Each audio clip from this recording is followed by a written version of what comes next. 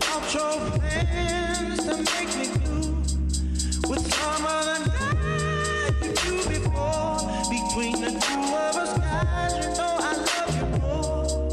It took me by surprise, I was safe. And I found out yesterday. Don't you know that I heard it through the grapevine? How much longer would you be mine? Oh, I heard it through the grapevine. Oh, I'm just about to lose my mind. Honey, honey, well.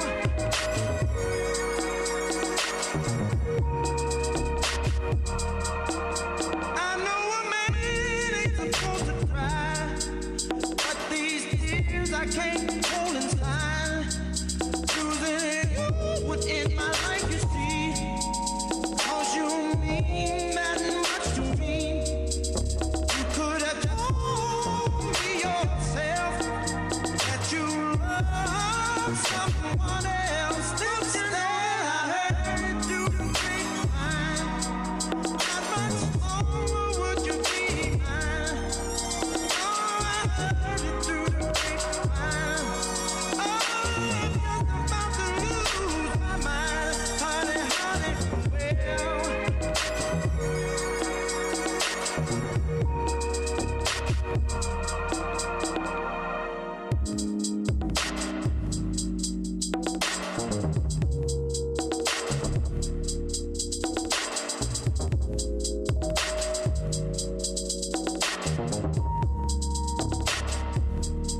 People say that he has so much to see, son, and none of what you hear.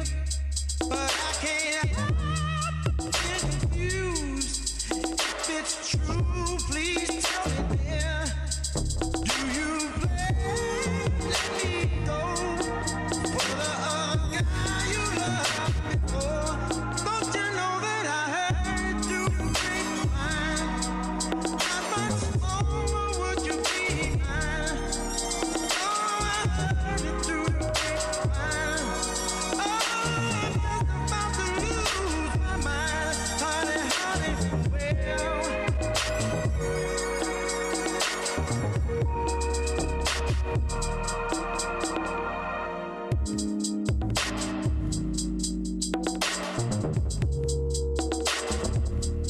Honey, honey, I know that you let me go. Said I heard it through the grapevine. Ooh, I heard it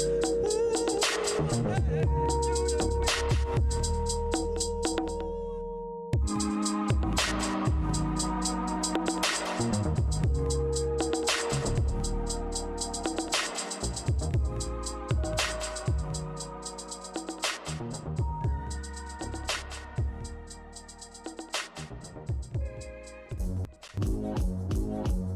That's right, I'm the black sheep, the real black sheep.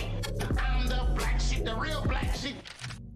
Welcome, man. Welcome to Black Sheep Theory. Shout out to all the homies on the block. Shout out to the homies on lock.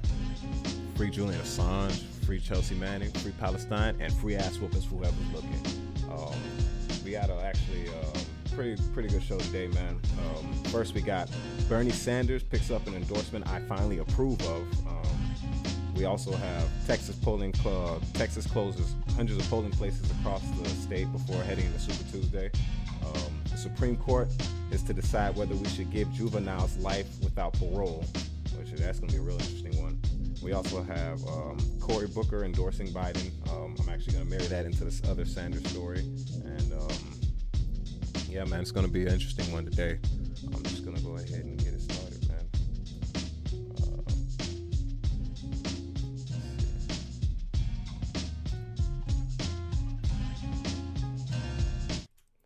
All right, let's just head into it. JesseJackson backs Sanders. This is a story from Politico. The Reverend JesseJackson officially endorses Senator Bernie Sanders on Sunday and joined the 2020 presidential candidates at his rally in Grand Rapids, Michigan.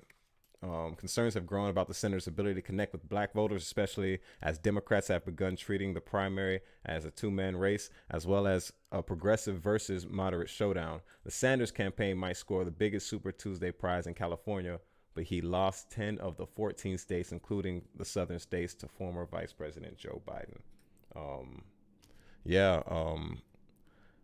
I think this. Oh.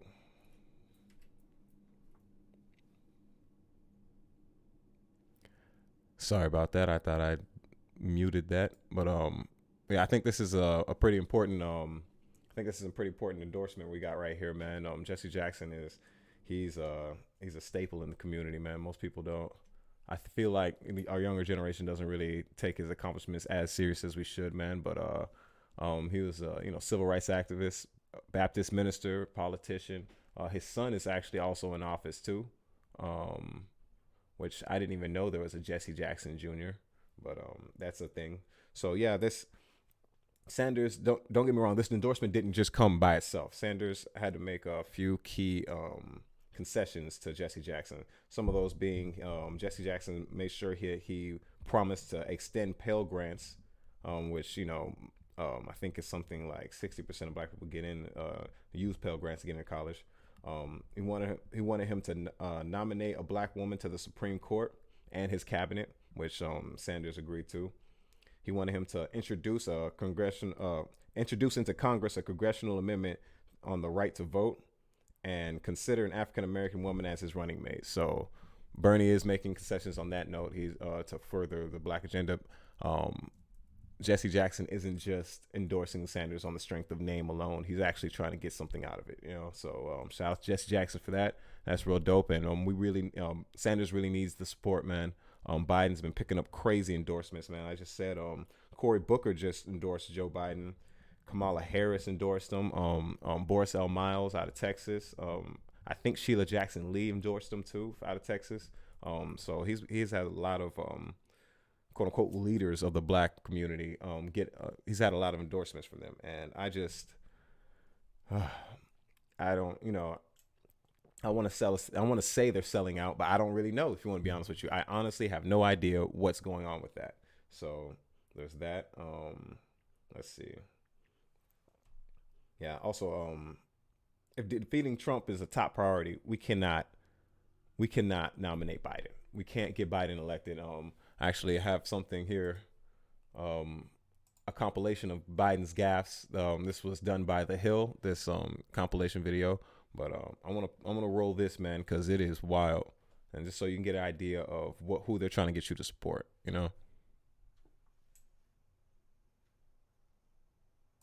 Why attack Sanders? Why? You're getting nervous, man. And Corn Pop was a bad dude, and he ran a bunch of bad boys. I'm not sedentary. I get up and no, let him go. Let him go. Look, the reason I'm running is because I've been around a long time and I know more than most people know.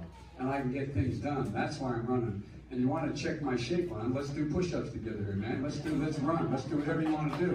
Let's take the 19 steps. You ever been to a caucus? No, you haven't. You're lying. Look, the reason I'm running is because I've been around a long time and I know more than most people know. And I can get things done here, man. Let's run. No, you haven't. You're a lying dog-faced pony soldier. You said you were. Make sure make sure you have the record player on at night, the phone. And so he was up on the board, wouldn't listen to me. I said, hey, Esther, you, off the board, or I'll come up and drag you off. We hold these truths to be self-evident.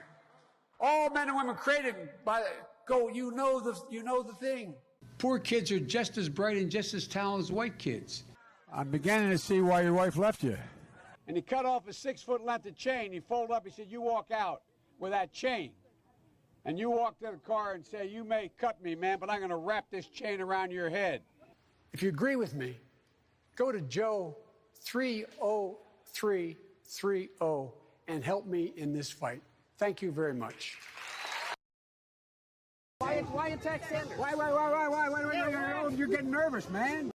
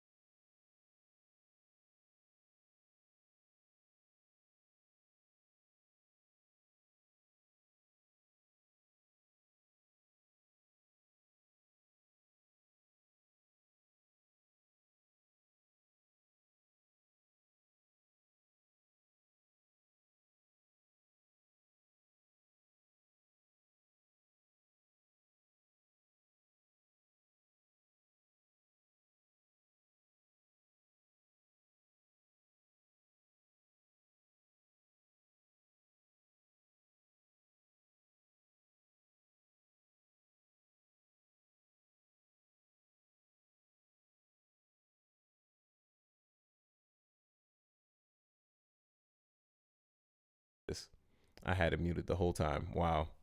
I thought I was doing better. But yeah, like I said, Joe Biden is messing up, man. Joe Biden, he obviously is in cognitive decline, and I think we should end this, man. Like he's not going to beat Trump. There's no way around it. It's not going to happen.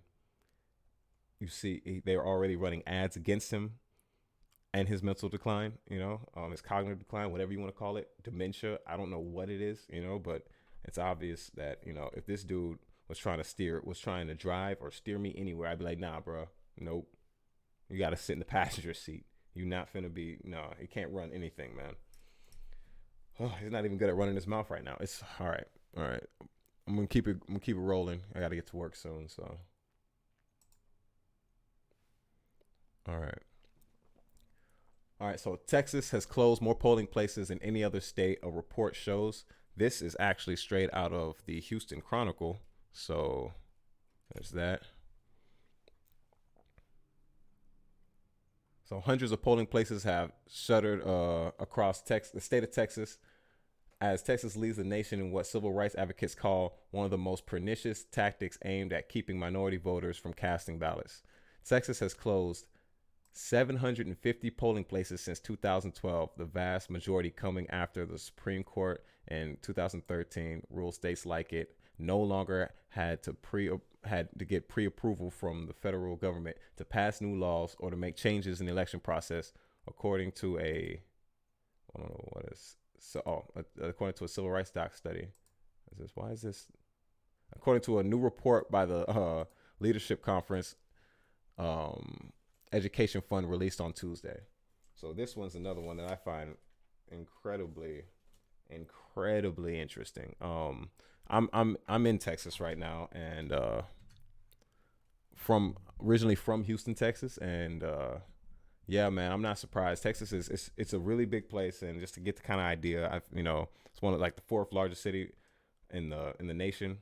If you do not have a car, it's borderline impossible to survive out there, let alone get to a polling place. Like just getting to work is crazy. And, a lot of people don't have cars in Houston, and the public transportation is almost non-existent. Yeah, there's buses, but you talk to anybody, it's not, it's like 3 buses to get from point A to point B, and it takes a lot of time. There's literally only so many hours in a day where you can get things done. So the fact that they did that, it's obvious that they're trying to subvert democracy. And in all honesty, I am not all that surprised, if you want me to be honest with you. So I think it's obvious that when you look at the exit polls, there was TDMS research did looked at the exit polls and found that there is a 4% margin of error, possibly 8 to 4% margin of error in a lot of these places that they found exit polling. And that just goes to show that there's obvious fraud going on, like there's smoke, there's fire. Like, I want you to think about it. Like, I've been in the service industry for a long, long time. And what happens when you're in the service industry, like if I'm bartending and I have a drawer with money and that drawer is 8 to 4% off, I'm fired immediately. They're like, no, you're gone. This is not okay. You know what I'm saying? Like, especially not, this is the second time. Cause if you don't remember the last primary with Hillary, it was about the same discrepancy, So yeah, man. I think it's pretty ridiculous. This is exactly what I'm talking about right here. The TDMS research discrepancies in the poll exit vote for Sanders totaled 8.4%.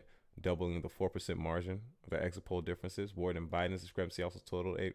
Yeah, so I don't, it's looking real sketchy. And most other countries, when this happens, they're trying to pull. They're asking. They're like, hey, let's get a recount. Let's do a something needs to change. So that's just that's what I think about this whole Texas, this polling closure thing. I think it's obvious that not only did they try to suppress the vote, but they possibly, using fraction magic, or where they instead of counting a vote as one vote as one, they use fractions. They count you as like 0.84% of a vote. That's a thing that's been uncovered by election integrity activists. Shout out to all the real ones out there making moves, right? But yeah, man, we have to do better than this, man. With light of all this, this is the kind of stuff I'm talking about. With light of all this, is why I don't know if I can support Democrats going forward, man. I don't. This is getting nasty. It's getting real nasty. So, yeah, I'm gonna keep it moving.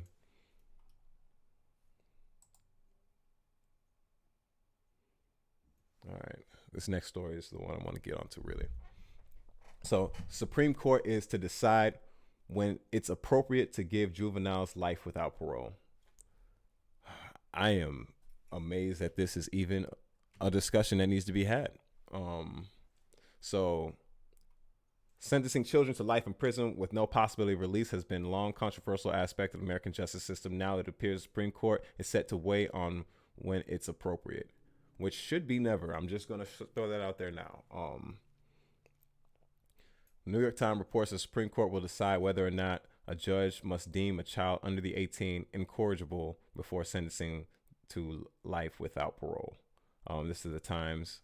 Mr. Jones convicted of murder and sentenced to life without parole, possibility of parole. This the court case that they're using is Jones v. Mississippi, where a kid killed his grandfather, stabbed his grandfather 8 times, killing him, which is a terrible story, and the kid's wrong for that, right? But yeah, it's come back up. It's come back up recently in recent years, because of course it was challenged, and the Supreme Court's going now decide weigh on it, and it is not looking. I don't know, man. There's I think this majority conservative in there, and like with the specific case that's being challenged, it's so kind of it looks so bad. I'm just real worried about this one, man. I don't think there should be I think this should be a 10-second conversation. Anybody under 18, like, you can't life without parole. Like, it's just it's I don't think anybody should be allowed to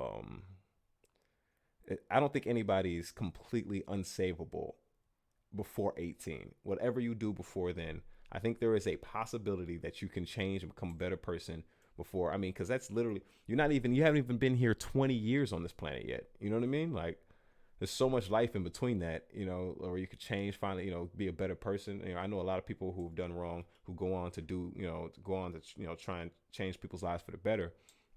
But to just, write somebody off before they're 20 years old for the rest of their life, no possibility of parole. I mean, because what blows my mind about it is, they're just talking about the possibility of parole. They can deny the shit out of you every time they want to, but to not even allow people the possibility before they're 18, it's just too much, man. It is too much, man. Like, I think this article goes on to say, I'm sorry, this is an article in The Root by Joe Huardo. If I'm he goes on to say, personally, I believe that life without parole for a child is excessive. There are cases where juveniles too far gone is beyond rehabilitation. That's not the rule for everyone, though. To make someone serve an entire life sentence for a horrible mistake they made as a child essentially removes the notion that they can grow, mature, and become better people in adulthood. Additionally, so many of our black children have given harsh sentences in cases with the flimsiest evidence, and I completely agree with that, man. It's too much, man. So. Some statistics for you. On any given day, 48,000 youth in the USA are locked up. It's on any given day, right? While 14% of all youth under 18 in the US are black, they make up 42% of the boys and 35% of the girls that are incarcerated right now in our prison system, man. So I think I found a pie chart to kind of demonstrate that. Let's go to that. So this is kind of a good, idea. How many youth are locked up in the United States? You see in detention centers, there's 16,858, and those are from like personal offenses, property, drug, public order. None of these are murder, right? I'm looking for the murder. Like, this is small pie sliver. There's a small sliver right here to the side, and I don't see. Maybe they don't characterize it that way. Maybe it's person offenses. I have no idea. No, prisons. That's what it is. This statistic right here is the crazy one. Adult prisons and jails, they house 4,535, which when I was in Harris County, I can attest to that they had that. I knew a bunch of young cats in there, man, that were 17, 18, sitting in county jail with the big boys, man, and it's crazy, man, how they allow that to happen, how we allow that to happen. That's why we need to get active, man. I don't know what the Supreme Court's going to decide on this, but this is definitely something you really want to keep an eye on. I'm worried about it. I'm real worried because there's nobody that I haven't seen a case of somebody. Maybe you bring up a case to me where somebody's completely irredeemable before the age of 20. I don't know, man. I don't know. I haven't seen that yet. I'll give you maybe.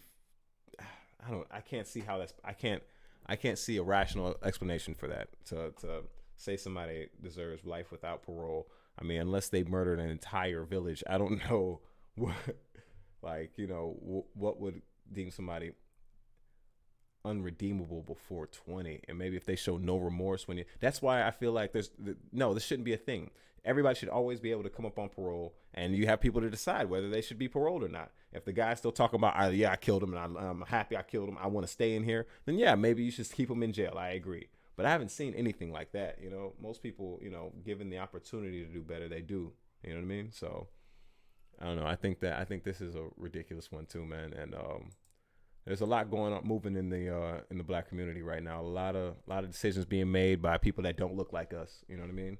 And really got me worried here, man. I gotta sign off here because it's time for me to get to work. But just wanted to bring that to people's attention before I got off and say y'all take it easy, man. Enjoy the rest of your day.